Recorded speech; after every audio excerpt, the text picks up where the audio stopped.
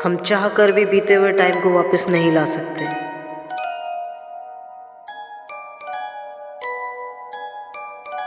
समय हम सबकी जिंदगी में कितनी अहमियत रखता है ना।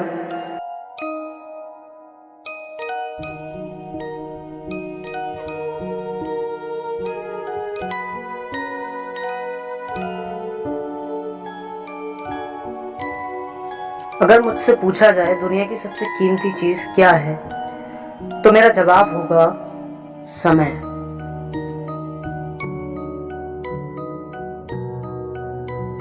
और अगर मुझसे कोई पूछे कि दुनिया की सबसे रोमांचक चीज क्या है, तो मेरा जवाब होगा समय यात्रा, यानी कि टाइम ट्रेवलिंग।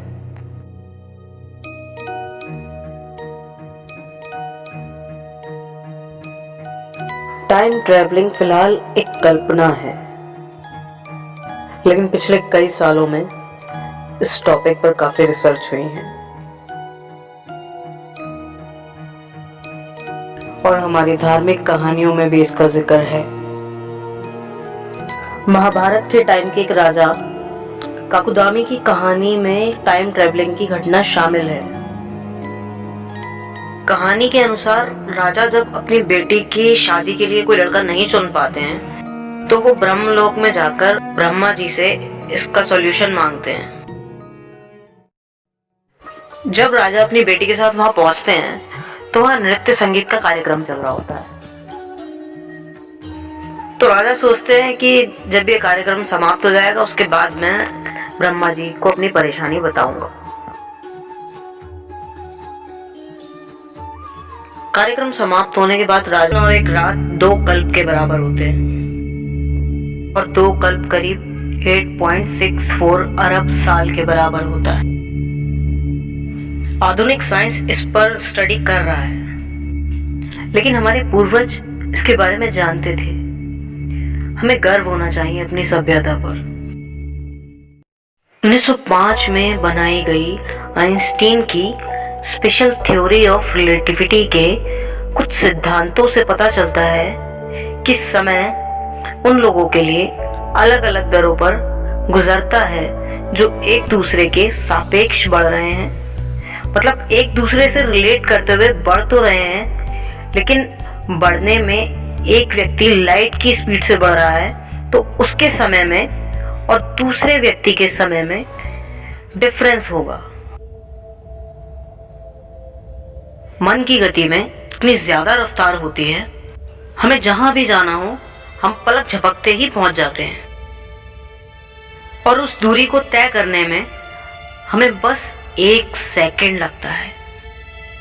और उतनी ही दूरी को कोई दूसरा व्यक्ति अगर कार से या ट्रेन से तय करेगा तो उसको उसमें ज्यादा समय लगेगा। इस कंडीशन में जितना समय उसको ये सफर तय करने में लगा, उससे बहुत कम समय यानी कि 1 सेकंड में हमने वो सफर तय किया। और इस तरह से उसने अपनी उम्र का उतना समय उस सफर में लगा दिया, जबकि हमारी एज में से मात्र 1 सेकंड का समय कम हुआ। ठीक इसी तरह जब हम लाइट की स्पीड से ट्रैवल करते हैं, तब ये सारे नियम लागू होते हैं। जब हम लाइट की स्पीड से ट्रैवल करते हैं तो समय धीमा हो जाता है और ये फैक्ट कुदरती है। बहुत से वैज्ञानिक मानते हैं पास्ट में टाइम ट्रैवल करने की संभावना बहुत कम है और बहुत से वैज्ञानिकों का ये मानना है अगर कोई भी मेथड जो टाइम ट्रैवलिंग में हेल्प करेगा, उसका कुछ ना कुछ नुकसान जरूर होगा। एक फ्रेंच राइटर रेनी बार्जवेल ने 1943 में एक सवाल दुनिया के सामने रखा, जिसका नाम था द ग्रैंडफादर पैराडॉक्स। क्या होगा अगर कोई टाइम ट्रैवल करके उस समय में चला जाए जहां वो अपने फादर के पैदा होने से पहले अपने ग्रैंडफादर को मार दे। वो व्यक्ति जो पास्ट में आया था उसके प्रेजेंट पर इसका क्या असर पड़ेगा।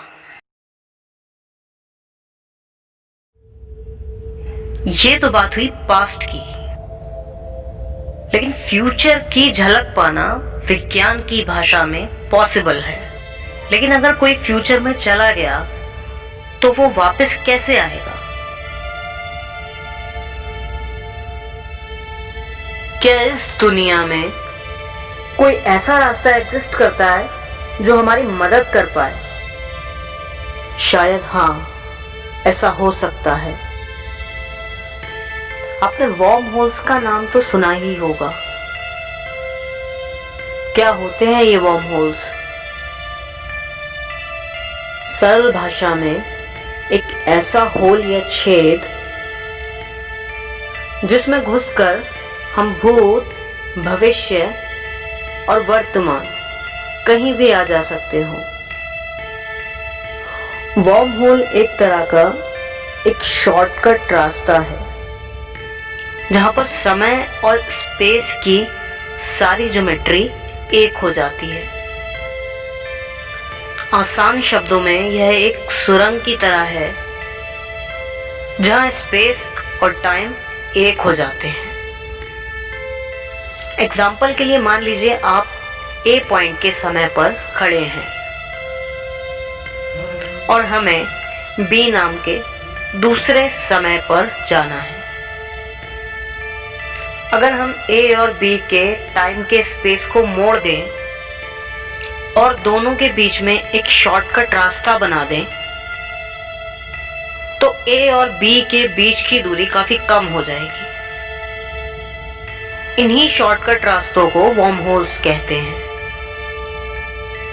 लेकिन इस खास तरह के रास्ते के बनने में एक खास तरह के मैटर की जरूरत होती है जिसे वैज्ञानिक भाषा में एक्सोटिक मैटर कहते हैं। एक्सोटिक मैटर एग्जिस्ट तो करता है और ये कहीं ना कहीं पे जरूर मौजूद होगा, लेकिन फिलहाल हमारी टेक्नोलॉजी इतनी एडवांस नहीं है जो हम इसको बना सकें। फिलहाल हमें समय की रिस्पेक्ट करना चाहिए क्योंकि ये किसी भी टेक्नोलॉजी से ज्यादा कीमती है। फिलहाल के लिए वीडियो में बस इतना ही। अगर आपको वीडियो अच्छी लगी हो तो प्लीज इस वीडियो को लाइक और शेयर जरूर करना। Thank you for watching my video.